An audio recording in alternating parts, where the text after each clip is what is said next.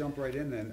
So much of this campaign has been kind of essentially a defense of your first term. Isn't that the way for every re-election? Probably.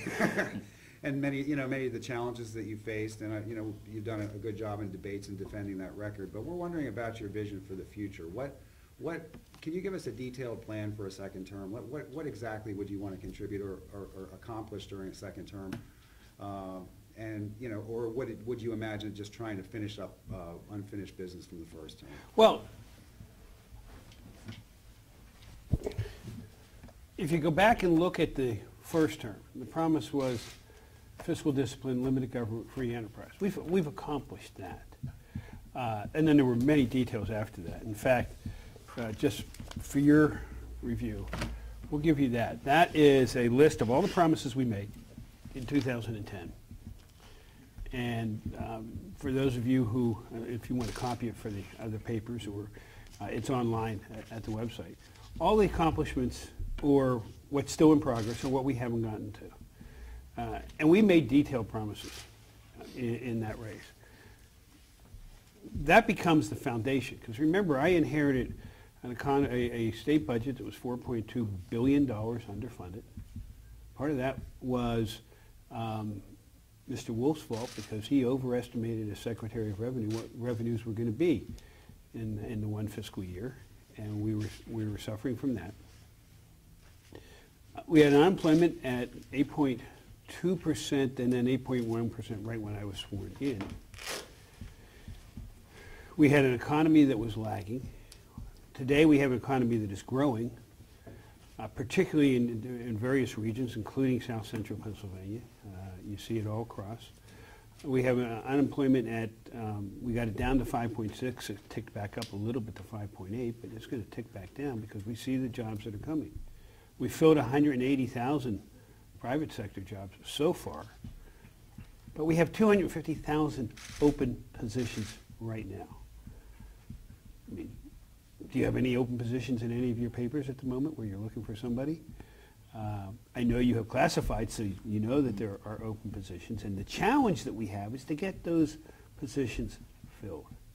Can you imagine what unemployment would be like if we can get those positions filled? And there are a variety of jobs. So one of the challenges, one of the goals is to fill as many of those positions as we possibly can, because we want to grow the jobs. Actually, there are jobs there. We just got to get the connection that's not there at the moment for many, many different reasons. And I don't know if you watched your competitor to the north, the Patriot, yesterday and online there. This is pretty much a review of that. But to get there, you have to solve the problems. Picture the economy, picture the budget of Pennsylvania as a vehicle that's leaking oil. Okay, and that's called, you got the pension problem. It's more than a problem, it's a crisis. And you're pouring more and more and more revenue into it every year. $610 million more each year. And you know, if you don't keep the oil in the engine, you're going to lose the engine. Well, we have a responsibility to the pensioners, to the people in the system. They paid in. People before me did not necessarily pay full or pay anything in there. Formulas to the pension system were changed that affected the pension system dramatically. Can you imagine if you had a pension system where you said, okay, we're going to not only change the formula so all the actuaries are out, but we're going to go back and give you credit from the first day you came into employment, 20, 25, 30 years. Huge windfall at that point in time. And then that is clearly part of the problem. So until you fix that issue, we're always going to be looking for revenue to go to the pension. Sort of like, you know, used to be people who drove around with a car that, as you filled up the tank, you put a quart of oil in your car. Well, we're putting 5 quarts of oil in the car. So you've got to fix that.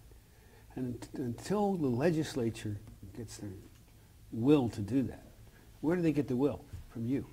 As you know, I went around the state in July and August, pushing to get some movement.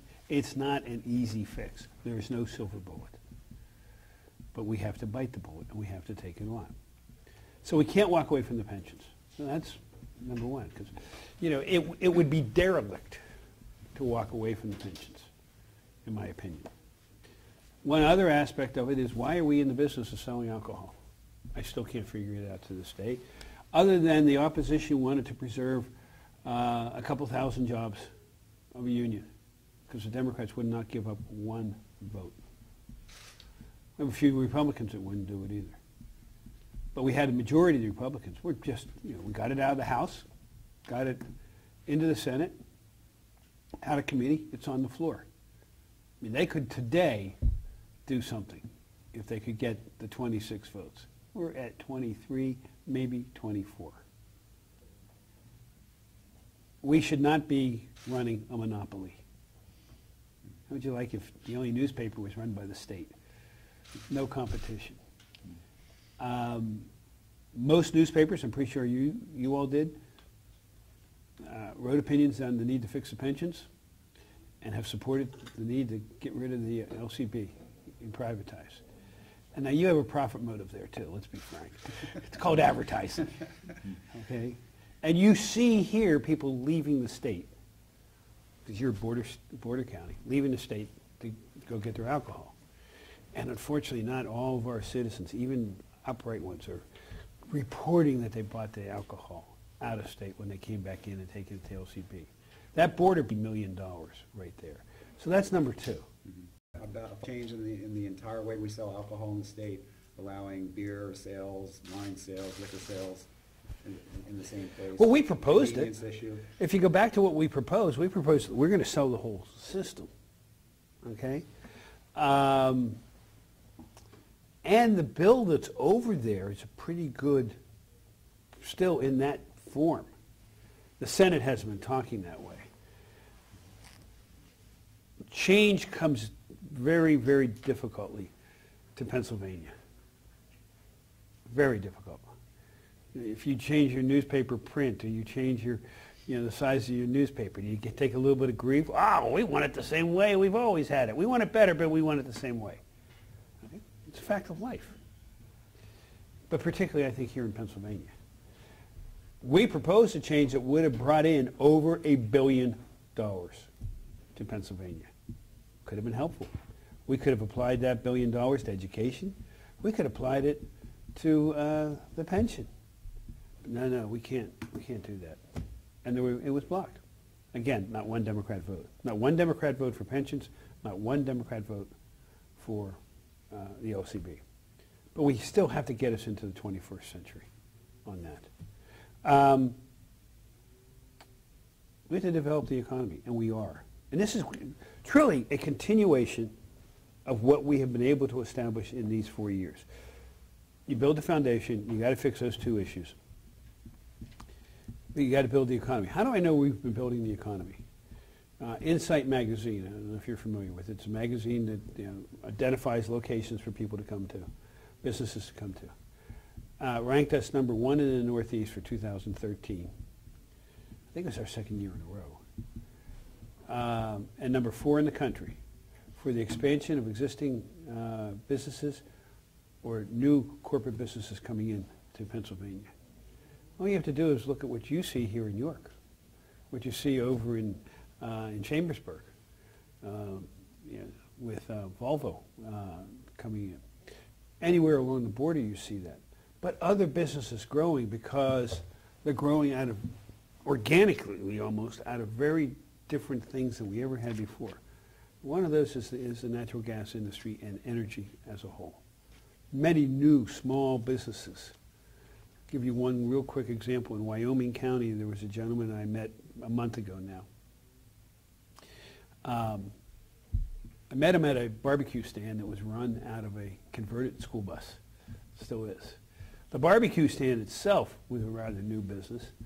And the guy is making a lot of money because he's feeding all the workers up there, the specialists that come in from Texas. And they love his barbecue. They're taking it back to Texas. I think it's a great story.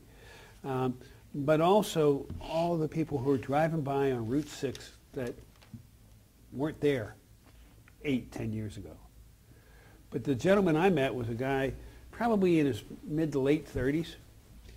He said, 5 years ago, Governor, I was driving a truck in the natural gas industry. It's a little company delivering water, I believe it was.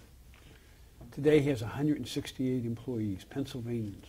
Some people from New York, I think, have come down, doing the same thing, supplying that. That was a company that didn't exist before we started the development of the natural gas industry. And I shouldn't just call it natural, it's the energy industry. We have an energy industry in Pennsylvania. And I don't think necessarily that most people understand how developed it is, but how much further it has to go to be developed. Overall energy industry. When you look at our energy sources in Pennsylvania, we're the second largest energy field in the world. Second only to Saudi Arabia, if you count all the different forms of energy that we have.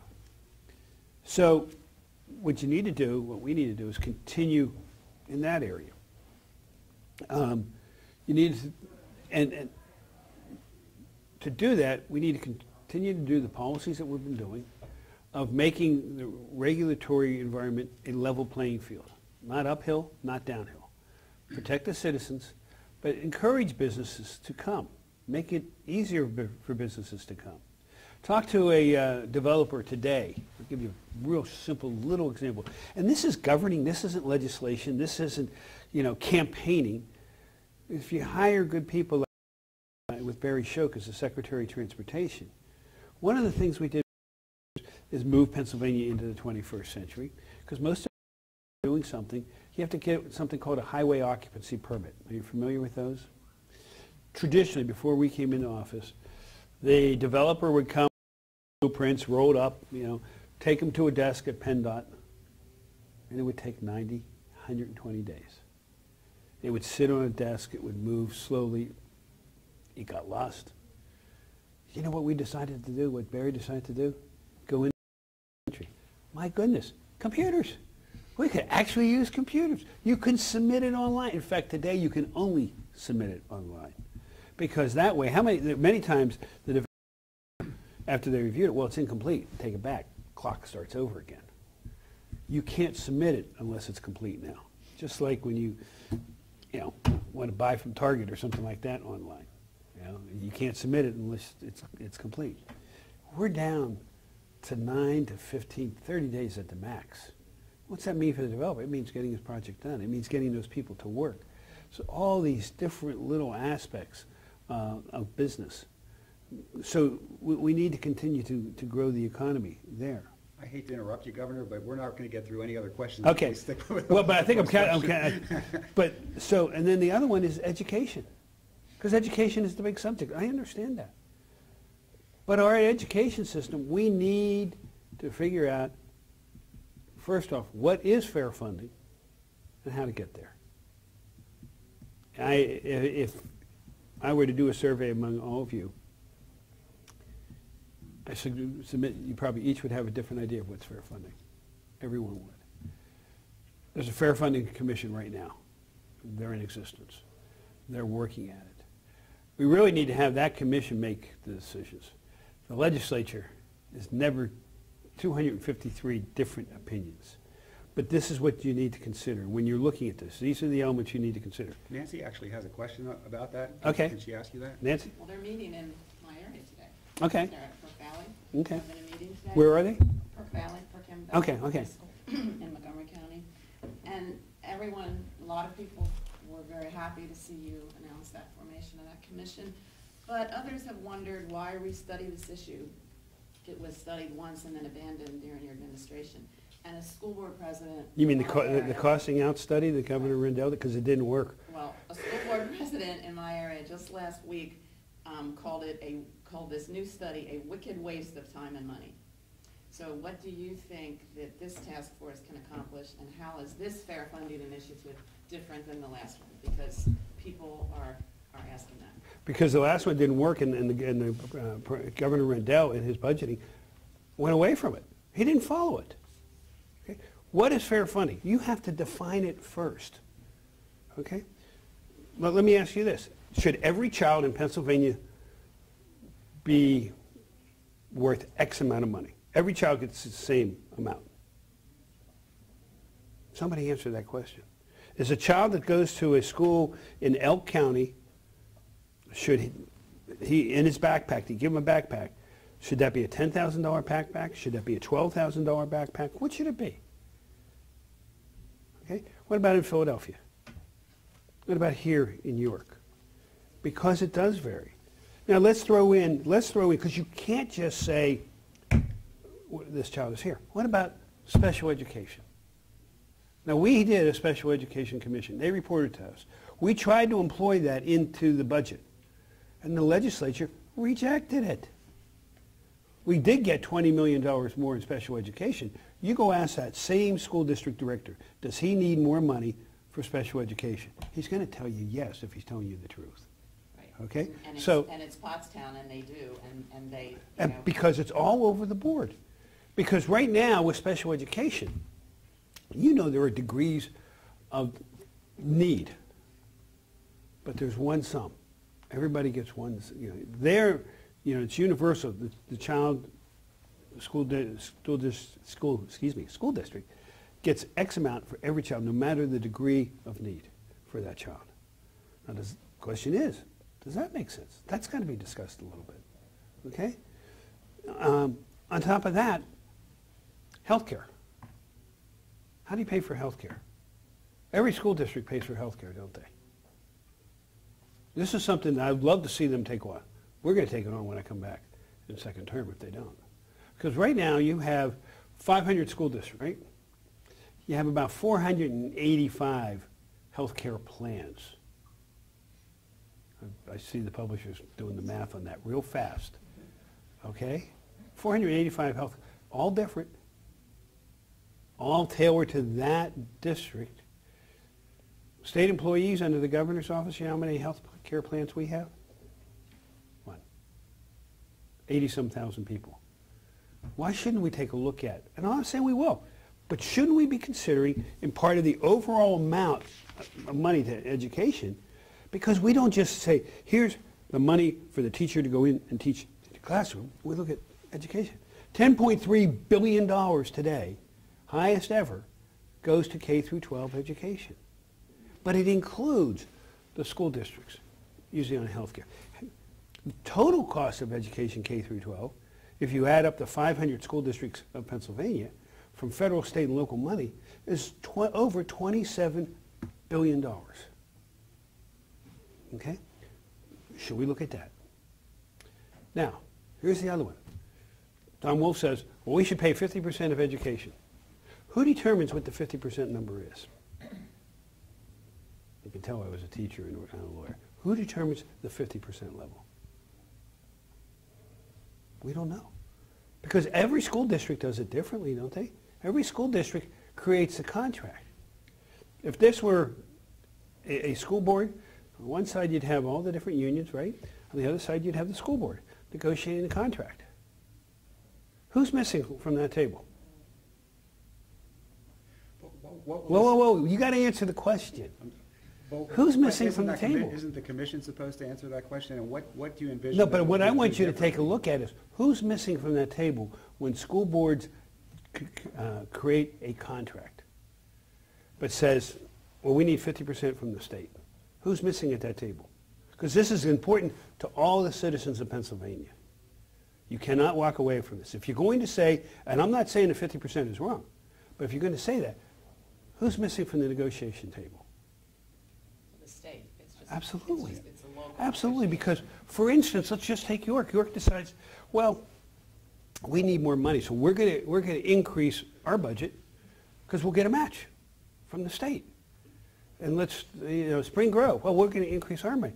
Rich school districts, they increase theirs even more because they can afford it. They're going to get a match. Is that right?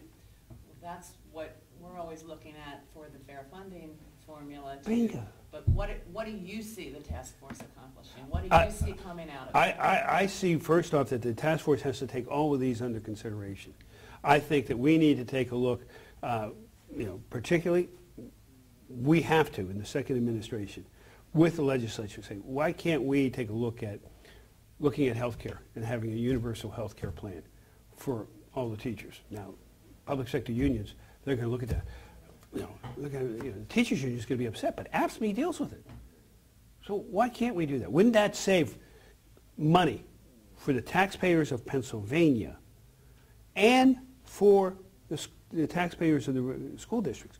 If we had one universal plan, do you think that we might get some economies of scale there, savings, and that savings can be used over in education? So they have to look at special education.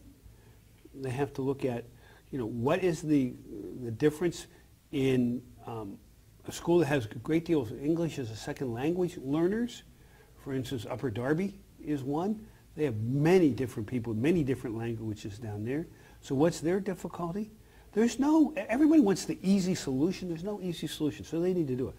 Here's what I'd like to see, eventually, because I know the legislature. We have to create a commission that makes the decision. Because what do the legislators do when they get the budget in Pennsylvania? First thing they do is, what's my school district getting? Okay, and rightfully so. I would if I were in their situation. There has to be somewhere. Here's what the 50% number is. It's based upon this, and here's what we're going to give. Here are all the different ingredients if we truly want to fix this. Otherwise, this is just talk that we just keep throwing more money at it.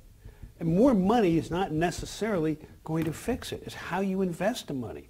Go back to the school performance profiles that we created. Schools performing 90 and above, and there were a couple schools down here in the York County area that we did that. You probably I'd like to ask you about that in a second. Okay. Take a look at that.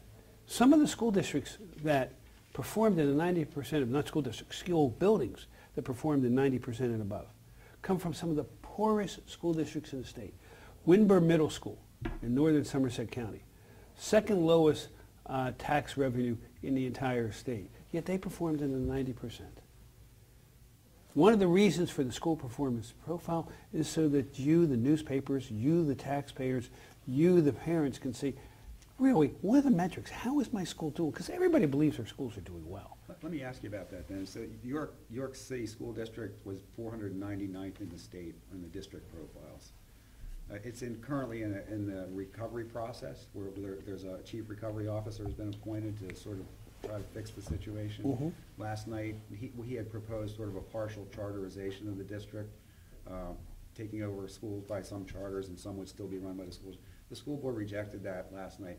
I'm just curious about, how is that recovery process working? Has it worked for any district? Has it been successful? And do you think the charterization of entire districts is the way to go in these kinds of cases? Let me answer the second one, the latter question, this way. And I didn't get to it here. When you're talking about fair funding, you got to bring in the charter schools too. You got to bring in a review of how they're being funded, both the charter and the cyber charter schools. Because if you talk to school districts, they'll talk about it. We're losing a lot of money. At the same time, they're keeping money for a student that is gone. They keep a certain amount in case the student comes back. We need to take a look at that also. I don't know whether charterizing an entire school district is a good idea or not. Because remember, in Pennsylvania, we are locally driven. 500 school districts, we're locally driven. The decisions are made at the local level. If the school district, if the elected school board member said, we're going to charterize the school district, then that's where it goes until the next school district, school board comes in. And that's where the politics really gets involved, and it's the local politics. But this is a state-run process. No, it's not. Well, the recovery officer was appointed by the state. Right. So he's kind of in control of the district at this point. Well, no, he's not in control because the school board's in control. The school board is in control because if he was in control, then if he proposed it, he'd be able to implement it, wouldn't he? And he will be able to implement it. If he was in control. So he's not in control. He's a recommender. He's trying to manage a budget. He's trying to make tough decisions. That is very hard to get people who are elected to office, and looking to get reelected to office, to make some of those decisions. He's the executive. Okay? Now, if the school board, literally in Philadelphia, they years ago, they took out their, the way they did it, and it is completely run by the School Reform Commission. 2 people appointed by the mayor, 3 people appointed by the governor. I just got my 3rd appointment 6 months ago with Bill Green. And they're starting to take some actions there that people don't agree with. One of those actions was healthcare, because that was one of 2 school districts in the entire state. The other school district, Chester Upland, another financially badly performing school district, where the teachers did not contribute a dime to healthcare. The average of the 4 counties surrounding Philadelphia, of all the school districts, was 14%. So maybe we should take a look at saying, you know what, if you're a school teacher in Pennsylvania, the state's going to pick. We could pick that portion up. We already have PEBTF. Maybe we could just roll it right in there. PEBTF has union representation and management representation on it. They work together. We could bring those in, management from the school boards, bring those in, or a similar type thing. But should that be explored? I didn't get the time to do all that in 4 years. We've been busy, okay? So you add all that. So education, I go back to your original question, what are you going to do? We have to govern. And that's exactly what we're doing. But do you think the concentration of poverty in these urban school districts is really the real issue? A number of experts have looked at the situation in New York and other small cities that have urban districts that are basically concentrated with low-income students. Is that the real issue? And what, if anything, as governor, would you do to change that situation? Well, if you're talking about the concentration of poverty, the best way you can change the situation is trying to get people employed.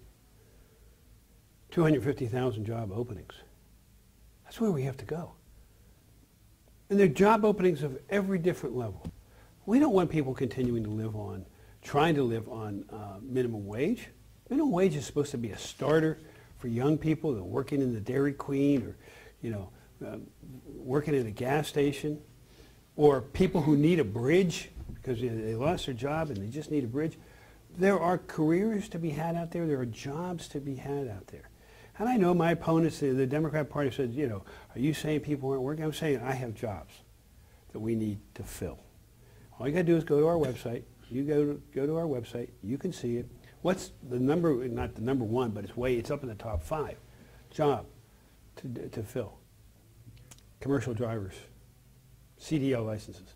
I think it's about 20,000 openings right now in Pennsylvania, all over the board in salaries, but pretty good salaries. A lot of it doesn't take a lot of skill training, a little bit.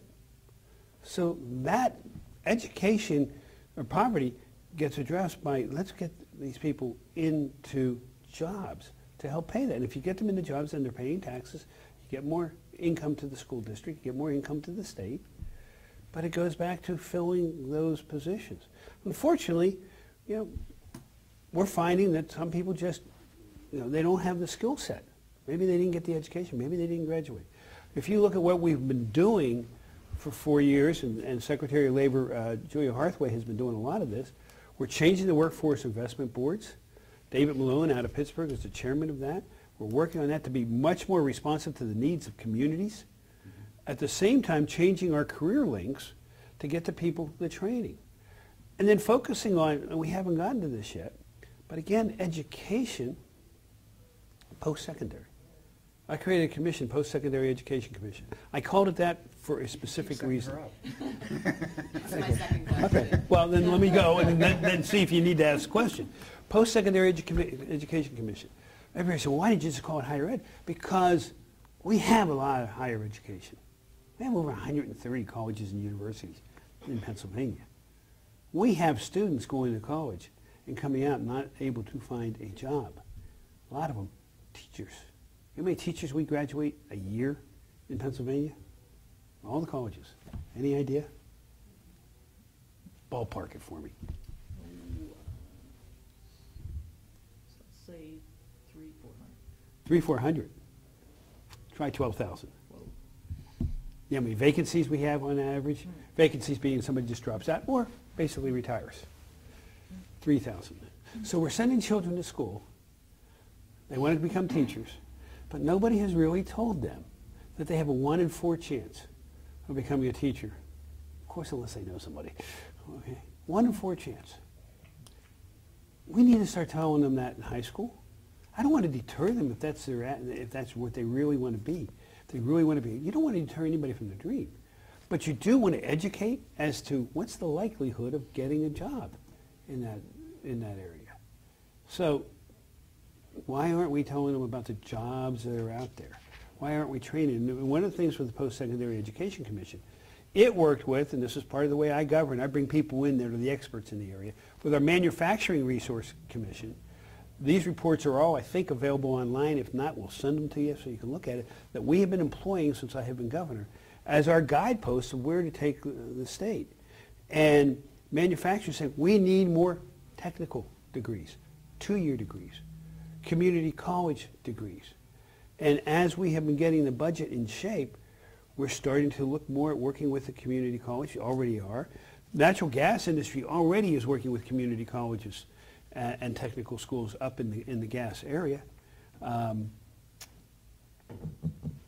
State system for higher education, Mansfield University, is now looking at 2-year degrees in the technical area for the gas fields to meet the needs of the area up there. Because traditionally, our state system has been 14 universities now, all doing pretty much the same thing.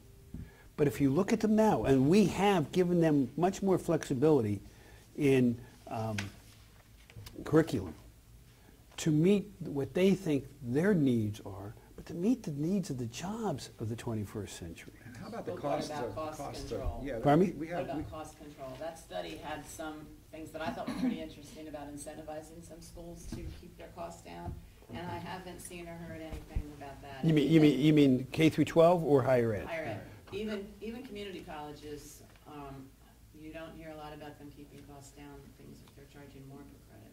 Well, they're all charging more. Right, and that's Okay. what I mean. There were some We have interesting been, things in that right. would incentivize schools. But and we I have never been heard anything successful. about We it. have been successful. And if you don't mind, because I don't have the detail right here, with the state system, let's take the state system as a prime example, because they're the ones that report directly to us. State relates a little bit different.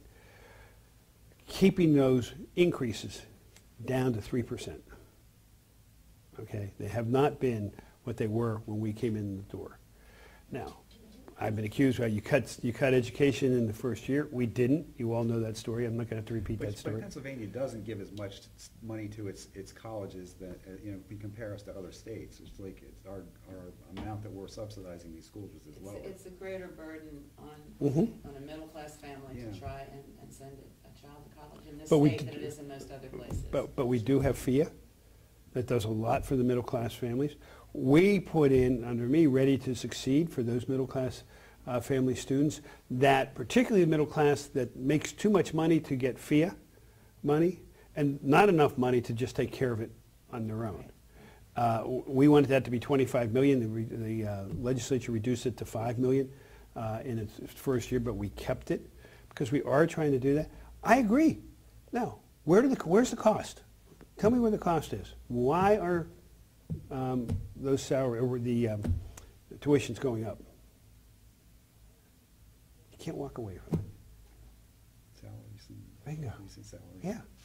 Yeah, exactly. Healthcare costs. Healthcare costs are going to affect everybody. And you said it's right. It's traditionally, long before I came into office. And they were just continuing to go up and up and up. And because we started putting, you got to keep your costs under control, a lot of them are mad at me for it. Well, I'm sorry. That was a job of trying to keep the costs under control because I want to see the student not come out with debt. But again, if we're sending the student to become a teacher and they've got 1 in 4 chance of becoming a teacher, are we really helping that student with their future? You know, a lot of them do become teachers, but not in Pennsylvania. They're going to Maryland, they're going to Virginia, they're going to Alabama, they're going to South Carolina, they're going to Florida. We know that. So you have to understand, we've been bringing in structure and saying you got to keep your costs down. But again, I'm going to suggest maybe who does the budget for the York Daily Record, the final budget? You. 1 vote. We don't do it that way. We have to have 102 and 26. So you don't have that ability to do it that way. It's a democracy. Is government broken? I mean, in terms of the political level, where you brought up a lot of things, instances where we can't make hard decisions at the political level. So you have to have a commission, a BRAC, a recovery officer, somebody to make the hard decision, and then it gets overruled. I'm going to let you write the opinion on that. I mean, Okay? what's the? I would say I'm not afraid to make the hard decision. Would you agree with that? You've made some. Yeah, I've made a lot. I made a lot that made people mad, but they were the decisions. That's what I was elected to do. I mean, some editorials 4 years ago said that they endorsed because they said, well, governor's going to make, he's going to make tough decisions. He's willing to make them. I am. That's not necessarily the will of the legislature. They're a little bit different. They always have to vote. We have a 2-year cycle. I would love to go back to this. And I campaigned on it 2 years ago, or 4 years ago. I said, we need to go back to the way it used to be, where we had a biennial budget, one budget for 2 years. Okay? Why? First off, it was, and that was 1968 if you're looking for where it changed, with the Constitution then. Before there was when there was a biennial budget, there was a part-time legislature. And you can write anything you want on that. Okay? But also, look at how voting patterns are. The first year of a 2-year cycle of a General Assembly, they're willing to do a little bit more tougher votes. The second year, as we get closer and closer to elections, fact of life, you know, are they doing the tough decisions? I make tough decisions the whole way. Is this legislature tougher than you thought they would be?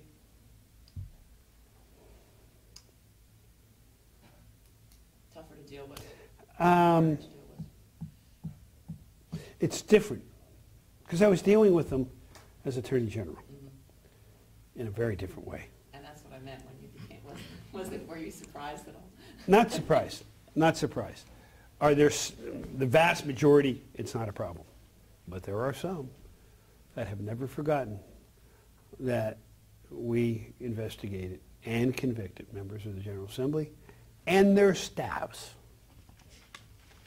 And take a look at the size of the staffs to the General Assembly. The General Assembly budget is $300 million, I think. I think that's it. Don't hold me to that 100%. 3,000 employees, ballpark, to 253 members. Okay? We've gotten a lot done. A lot of it's reflected in that document right there.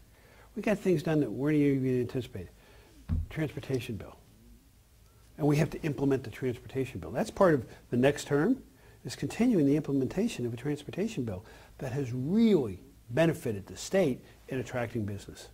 Can I ask you a follow-up question? Senator Scott Wagner from York County has suggested that the main problem in getting your agenda through is Senator Pileggi, and he thinks that the Senate needs new leadership. Do you agree with him?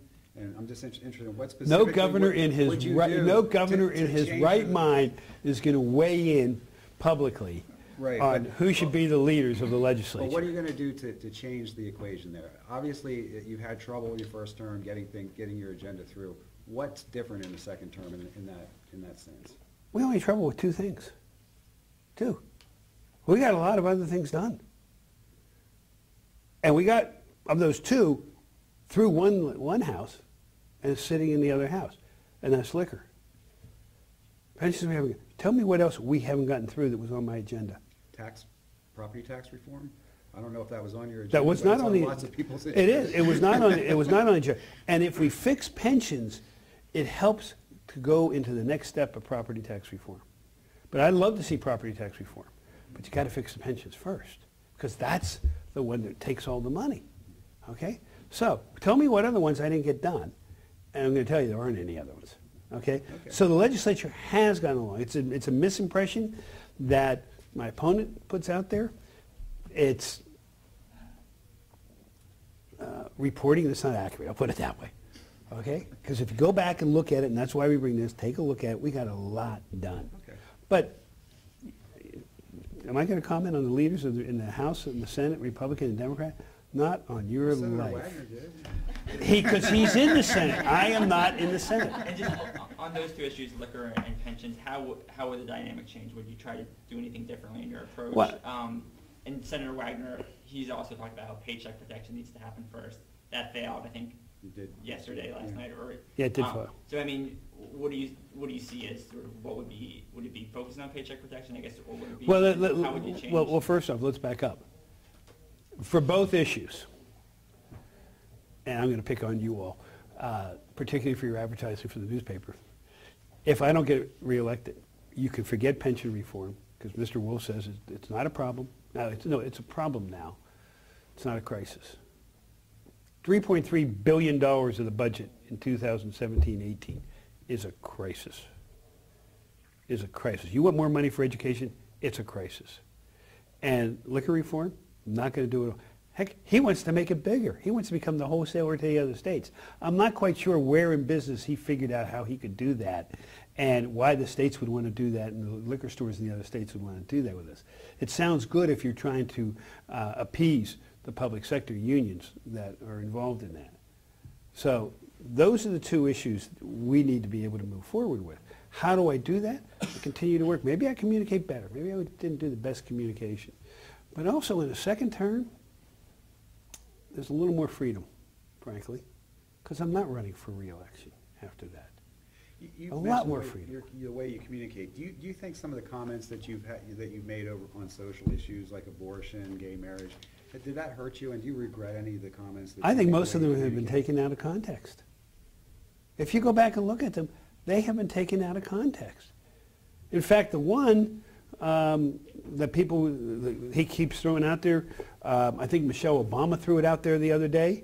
The reporters sitting in the room, and Karen, I don't know if you were there at that time or not, nobody reacted to it because if you take the context of the entire thing, you understood. I was like, this proposed statute doesn't make a whole lot of sense because of the practicality of what can happen.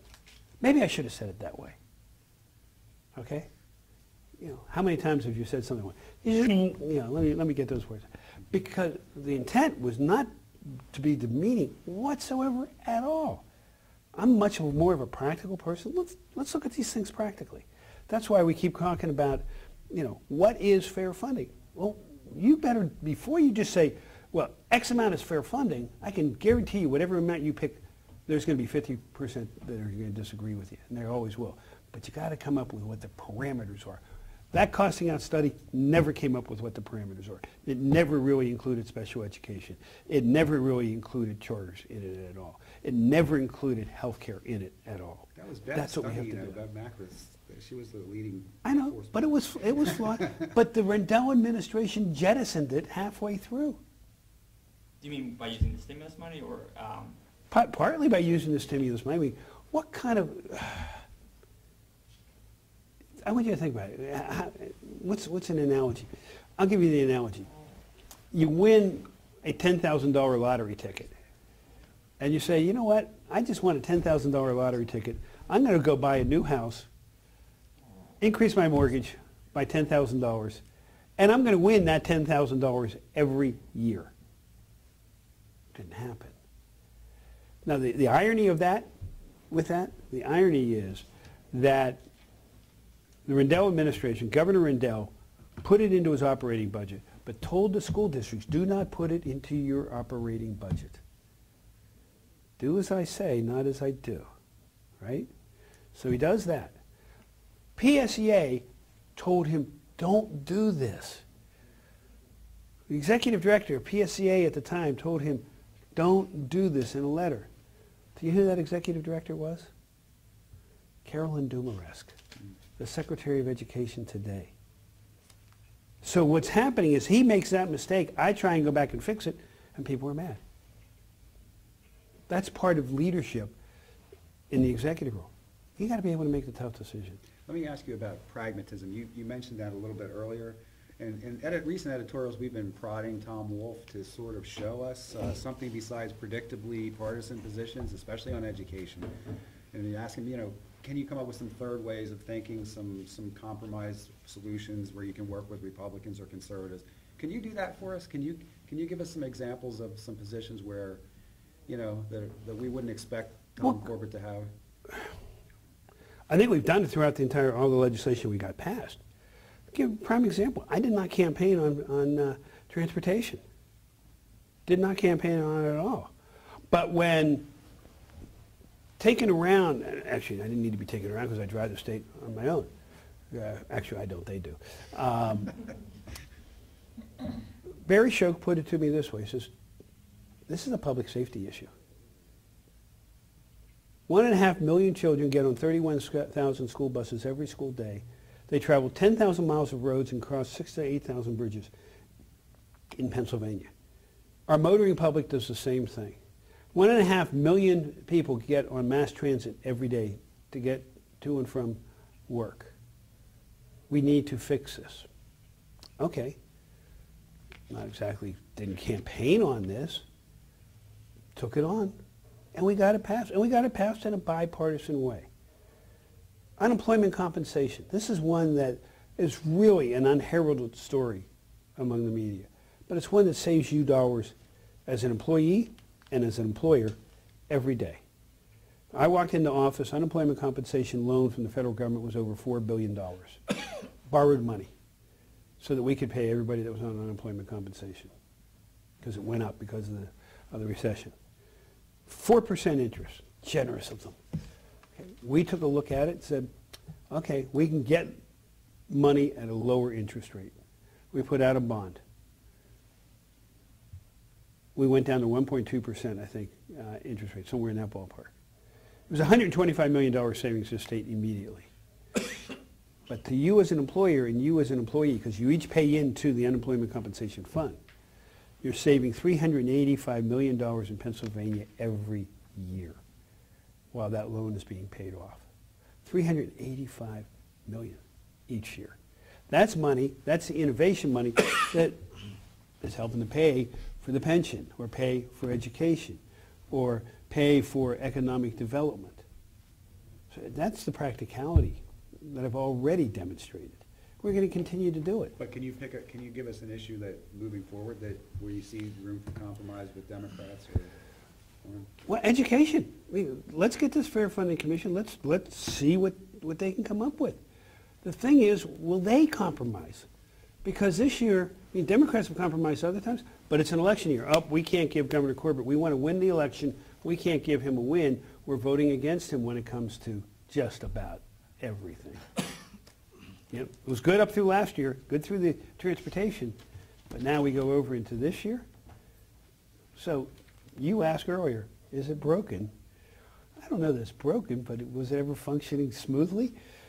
At this point, I will say this. I taught history and civics in Pine Grove area for 1 year. And I naively taught what was in the book. A bill moves like this. My goodness. If you could ever sit down and explain to people how it really works. I'm going to look at Karen because she's up there all the time. You got books to write how bills move. Would you agree? Yeah, you can nod your head. Okay? Because it's just so different. And a lot of it's the personality. A lot of it is politics. It is. Politics is not an easy game. Any specific examples of a bill like that come to mind? Specific examples, right now I can't remember one, but I will give you the instance. We have had, and maybe we can find it and get it back to you. I've signed legislation recently that it passed almost unanimously. It took like 4 years to get something to pass almost unanimously. The bill that I signed yesterday, Hannah's Law on Krabbe syndrome, it was introduced in early 2013, I believe. We just got it passed for me to sign. It's kind of one that let's move. Now, my frustration. The legislator they don't like this, but they're a full-time legislature. I look at Virginia, I look at Maryland, I look at Texas. They're part-time legislatures. They accomplish probably as much as our full-time legislature does. There's a joke in Texas. In Texas they meet 40 days every 2 years. The joke in Texas is they want them to meet 2 days every 40 years. It's a joke, okay? And if, go back and talk to Scott Wagner about what he's finding. Bills that were being passed in the last couple days, they could have been passed earlier. What about the role of money in all this? Do you think Pennsylvania needs some sort of campaign contribution limits? This race is on target to be the most expensive governor's race ever. And I know that you and Mr. Wolf have been at each other on the sources of the money and so forth. But, I mean, do we need to clamp down on how much is spent on this? If you look at it from the perspective, does the money buy you influence? No, it doesn't. At least not with me. It's your return phone call. Your supporters, but I return everybody's phone calls. I wish the races weren't that expensive. We all do. But, it is a First Amendment issue. And if you limited that, how do you limit the other areas where people organize outside? Dues is one. You want to go there, that's, real quickly, the collection of dues. And the choice of dues. Let me ask you another question to sort of follow up to that. You recently approved a $5 million grants for Think Loud, which is a developer for a project in New York. That company had previously hosted a fundraiser for you. Mm-hmm. How do you separate the politics and the policy in situations like that? That's very easy. When I came into office, my predecessor had spent close to $1 billion on RCAP funds with no real metrics to it at all. What's the return on the investment of the taxpayer dollars? We've set up the metrics, okay? He also had WAMs. One of the reasons you asked about my relationship with the legislature, one of the reasons that we haven't gotten some things done, maybe even liquor, is that I said we weren't going to run with WAMs. We weren't going to do it. I thought it was wrong. Continue to think it's wrong.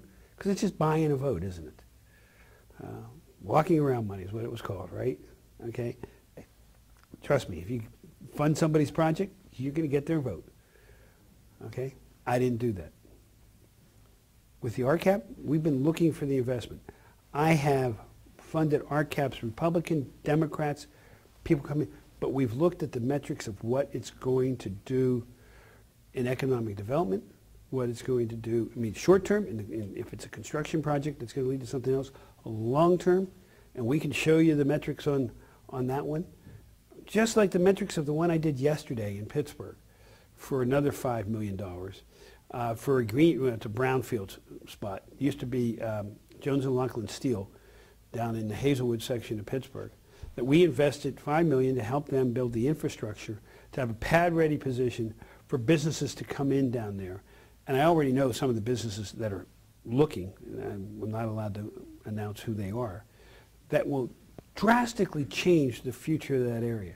Have you looked at the project that we gave for Think Loud? Yeah, what they sure. drastically changing York in that area. Is it a good investment?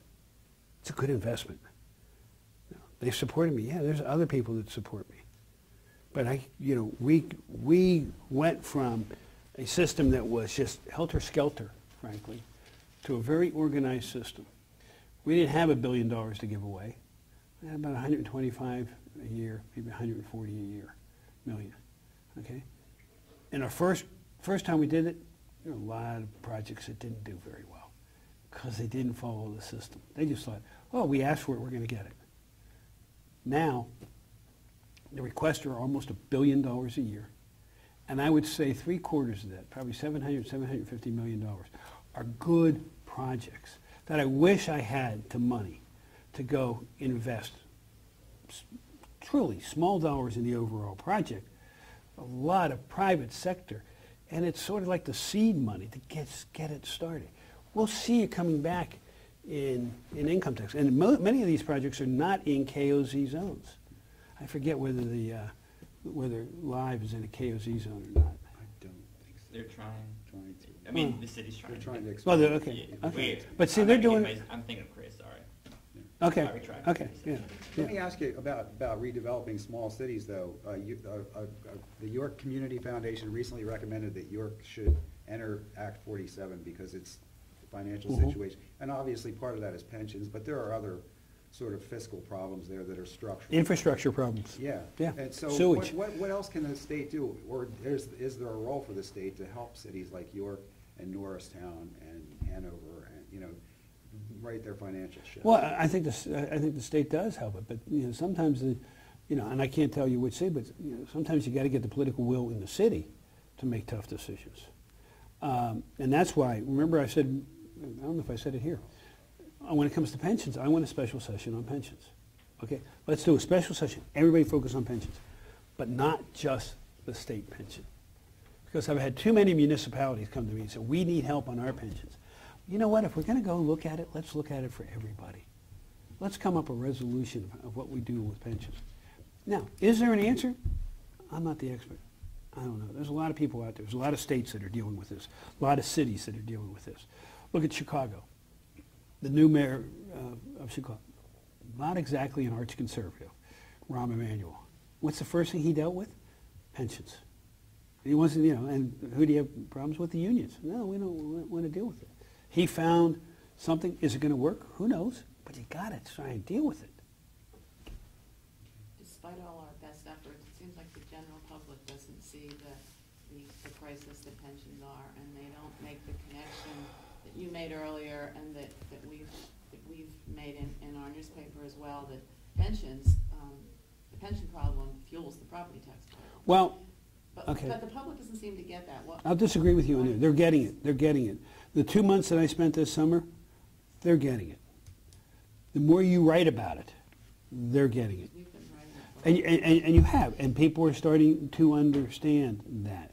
They're focusing on, it's my property tax, and you can't blame them. 163 school districts in Pennsylvania, they, you know, got the waiver from the requirement of having to put it to a ballot vote because it was one of the 3 exemptions. Remember, that's one of the other things we did is we took 12 exemptions down to 3 in a bipartisan way.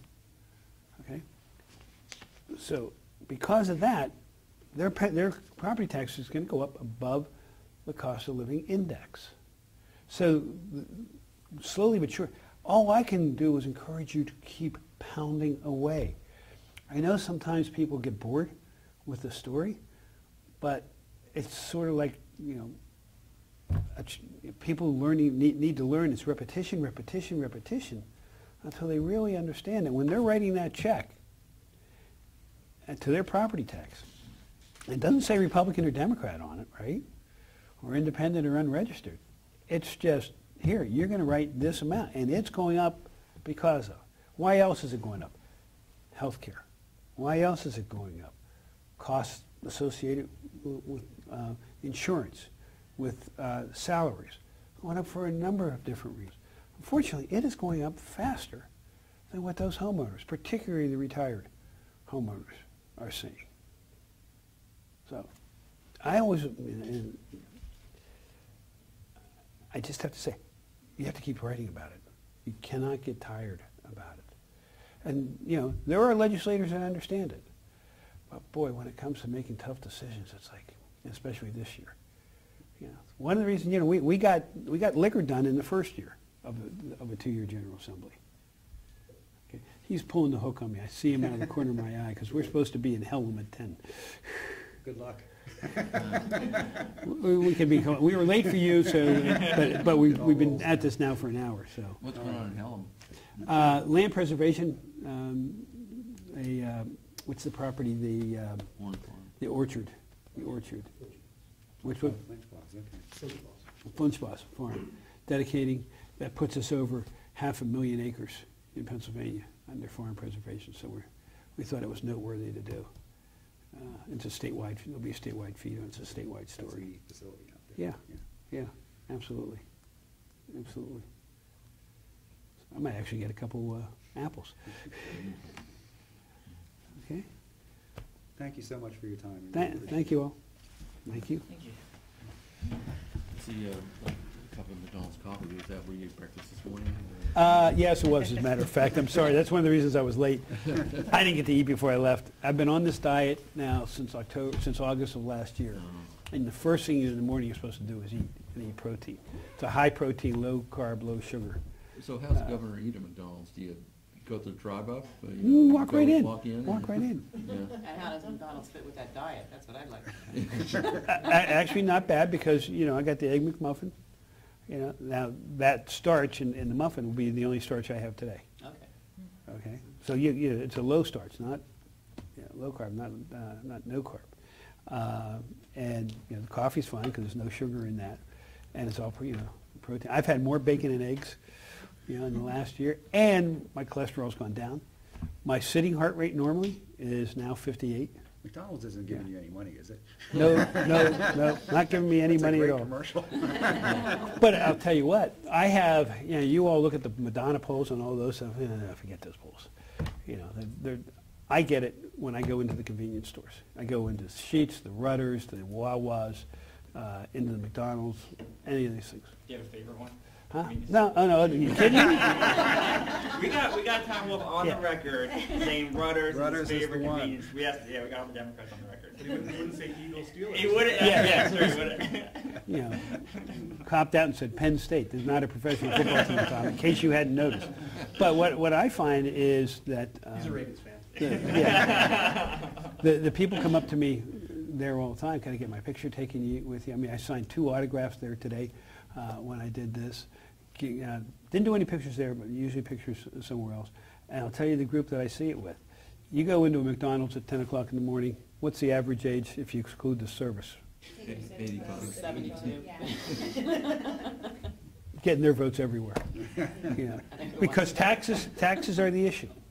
Taxes are, and when Mr. Wolf still to this day will not explain it. And by the way, we're leaving this behind for you. Great, thank you. Because the next governor of Pennsylvania, me, this is the document you have to use. Because this is the basis of all the members.